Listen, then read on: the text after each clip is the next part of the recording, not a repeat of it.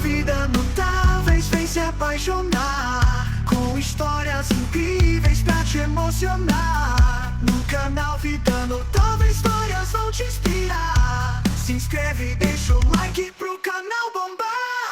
Canal Vida Notáveis vem se apaixonar,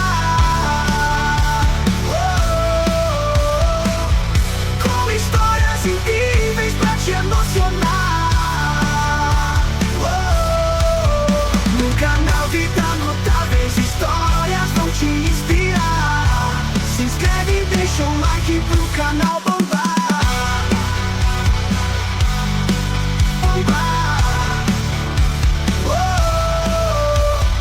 Alan Mathison Turing nasceu em 23 de junho de 1912 em uma casa modesta em Maida Vale, Londres.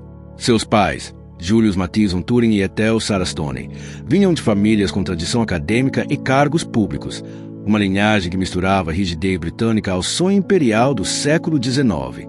O pai era funcionário do Império Britânico, atuando na Índia, e a mãe era filha de um engenheiro-chefe do governo de Madras.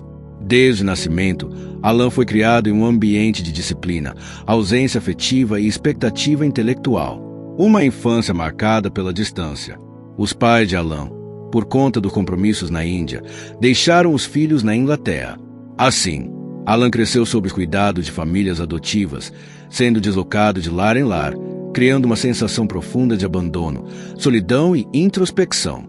Ele sempre pareceu fora do seu tempo, desconectado das convenções sociais, e isso ficou evidente desde os primeiros anos escolares. Aos 6 anos, já fazia contas de cabeça com facilidade e se encantava por padrões e repetições, sinais precoces de sua aptidão para a lógica e a matemática. Mas esse fascínio o isolava. Professores diziam que ele não era bom de letra, nem de comportamento, e que estava sempre distraído, vivendo no mundo da lua.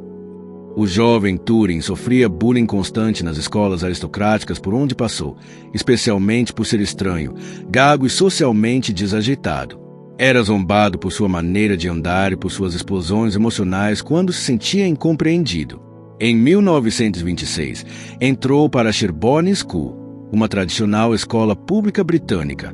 Foi nesse ambiente elitista, onde as humanidades eram mais valorizadas que a ciência, que Turing começou a se destacar, mas não exatamente como orgulho da escola. Certa vez, um professor de latim disse: "Se Alan quer se tornar um cientista, estará desperdiçando seu tempo conosco." Mas havia algo que o fazia levantar todas as manhãs: Christopher Morcom, um colega um pouco mais velho por quem Alan se encantou. Não apenas por sua inteligência e elegância, mas pela maneira como o tratava com respeito. Foi o primeiro a levá-lo a sério. Nascia ali um amor platônico que se tornaria uma das maiores forças motivadoras da vida de Turing. Com Morcom, Alan discutia física quântica, teoremas, astronomia. Eles trocavam cartas, projetavam experimentos e sonhavam com o futuro. Mas em 1930, Christopher morreu subitamente de tuberculose bovina. Alan tinha apenas 17 anos. Devastado, ele mergulhou em questionamentos sobre alma, imortalidade e mente humana. Passou a estudar neurologia, escreveu cartas à mãe de Christopher sobre a sobrevivência do intelecto após a morte e firmou seu propósito: compreender a mente humana como um sistema lógico. Frase marcante escrita por ele na época: "Estou convencido de que o espírito de Christopher ainda vive e quero entendê-lo por dentro, logicamente, como se fosse uma máquina." Foi após essa perda que Turing começou a desenhar os primeiros traços do que viria a ser sua famosa máquina de Turing. Ele não queria apenas criar um equipamento matemático, queria recriar a mente humana em códigos e engrenagens. Em 1931, ingressou na Universidade de Cambridge, no King's College, onde se tornou uma estrela silenciosa. Escrevia artigos revolucionários, mas era constantemente ignorado pelos mais velhos. Defendia ideias radicais, como a possibilidade de máquinas pensarem, um conceito considerado loucura na época. Turing também tinha hábitos curiosos. Usava uma corrente para prender sua bicicleta, pois suspeitava que alguém poderia trocá-la de lugar. Andava com máscara contra a poluição e aplicava métodos matemáticos para tentar prever padrões do tempo. Ele não era apenas excêntrico, era um gênio à frente de seu tempo, um tempo que ainda não estava pronto para entendê-lo. Sua homossexualidade, embora ainda não assumida publicamente, já era percebida em sua escrita, em sua dor e nos códigos de silêncio que usava em cartas e diários. Em uma Inglaterra marcada por leis severas contra atos imorais, Alan aprendeu cedo que viver em segredo era parte do preço por pensar diferente. O ano era 1939. A Europa mergulhava na escuridão com a ascensão de Hitler e a máquina de guerra nazista, que devastava países com velocidade e brutalidade. Mas havia um campo de batalha invisível, o da informação. Os alemães usavam a máquina Enigma para enviar mensagens codificadas impossíveis de decifrar. Cada dia, uma nova configuração. Mais de 150 quintilhões de possibilidades. Parecia impossível, mas não para Alan Turing. Turing foi convocado pela inteligência britânica para integrar uma equipe secreta em Bletchley Park, uma mansão no interior da Inglaterra onde matemáticos, linguistas e engenheiros trabalhavam contra o tempo para decifrar os códigos nazistas. No meio de intelectuais tradicionais e de moral conservadora, Turing se destacava, ou melhor, incomodava. Era excêntrico, direto, às vezes rude, e mantinha a distância das normas sociais. Mas era inegável. Ele era o mais brilhante de todos. Em segredo, Alan começou a desenhar uma máquina revolucionária, a Bomb, uma espécie de protocomputador capaz de testar milhões de combinações do Enigma automaticamente. A ideia era ousada, cara e desacreditada. Alguns superiores queriam cancelar o projeto, mas Turing bateu o pé.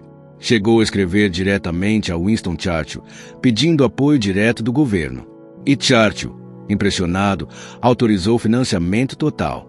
Era o início de uma virada silenciosa na guerra. Em 1941, a máquina de Turing começou a funcionar. Eles conseguiram decifrar mensagens vitais dos submarinos alemães. O Atlântico foi salvo. Tropas aliadas conseguiram evitar emboscadas, redesenhar rotas e, mais tarde, preparar o dia D com base em informações interceptadas. Estima-se que o trabalho de Turing e sua equipe tenha encurtado a Segunda Guerra Mundial em pelo menos 2 anos. Ele salvou, indiretamente, entre 14 e 20 milhões de vidas. Mas o público jamais soube disso. O projeto foi mantido em sigilo absoluto por mais de 30 anos. O gênio e o preço da verdade. Mesmo sendo o herói silencioso da guerra, Alan continuava sendo o inimigo do sistema. Não pelas ideias matemáticas, mas por sua sexualidade. Em 1952, Turing conheceu Arnold Murray, um jovem com quem teve um breve relacionamento. Após um furto em sua casa, Alan chamou a polícia e, durante o interrogatório, assumiu ser homossexual. O que ele não esperava era ser preso por isso. Na Inglaterra daquela época, ser gay era crime.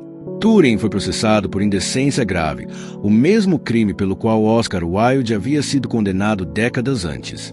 Como pena, teve que escolher entre prisão e castração química. Escolheu a segunda, acreditando que poderia continuar trabalhando.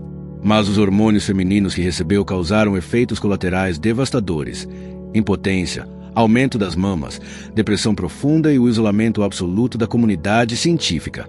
Foi demitido dos projetos sigilosos, perdeu o acesso ao governo, foi banido de laboratórios, abandonado por muitos colegas. Ele, que havia salvo milhões, agora era tratado como um risco. Frase marcante dessa fase: o que me foi dado como castigo foi uma morte viva. O ano era 1954. Alan Turing, aos 41 anos, vivia recluso, abatido e vigiado pelo próprio governo que outrora se beneficiara de sua genialidade. Sua mente continuava a trabalhar.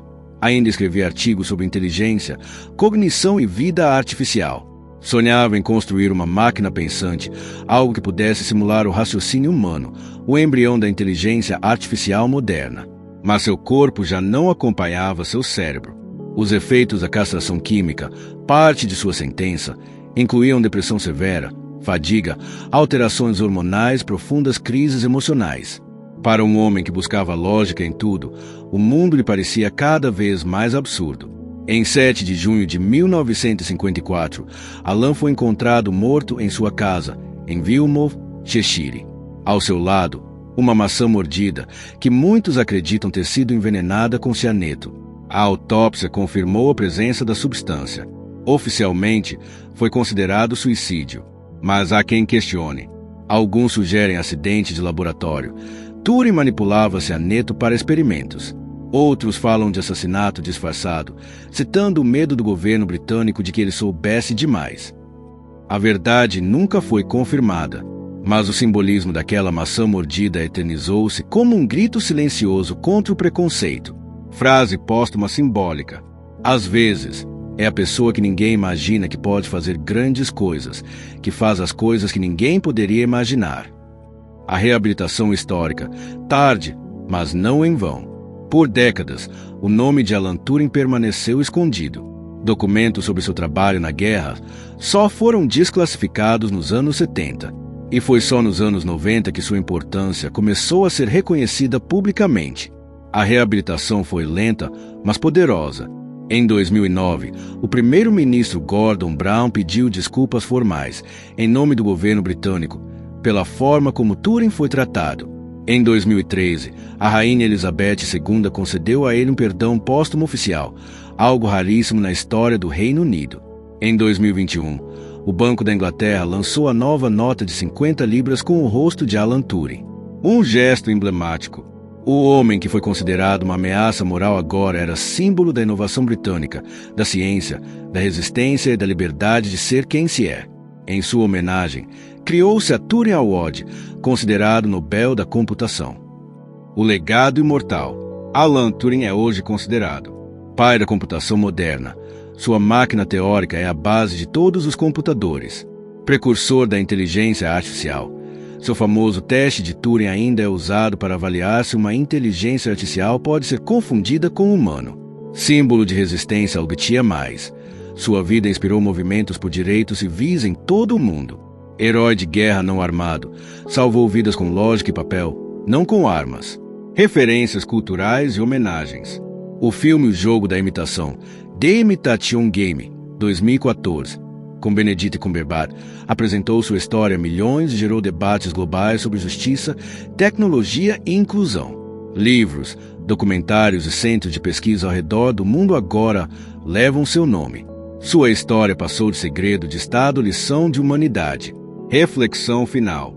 A vida de Alan Turing nos convida a refletir sobre várias questões. Quantos gênios perdemos por preconceito? O que mais poderíamos ter conquistado se ele tivesse vivido mais? E se a mente mais brilhante de sua geração tivesse sido tratada com amor, respeito e liberdade? Talvez a pergunta mais importante seja: o que estamos fazendo hoje para não repetir esse erro com os Turing do presente? Porque, como sempre dizemos aqui no canal, a vida de um notável nunca termina com um ponto final, mas com uma vírgula que convida outros a continuarem a história. Se você se emocionou, curta esse vídeo, inscreva-se no canal Vida Notáveis e compartilhe essa história com alguém que precise de inspiração, coragem e verdade.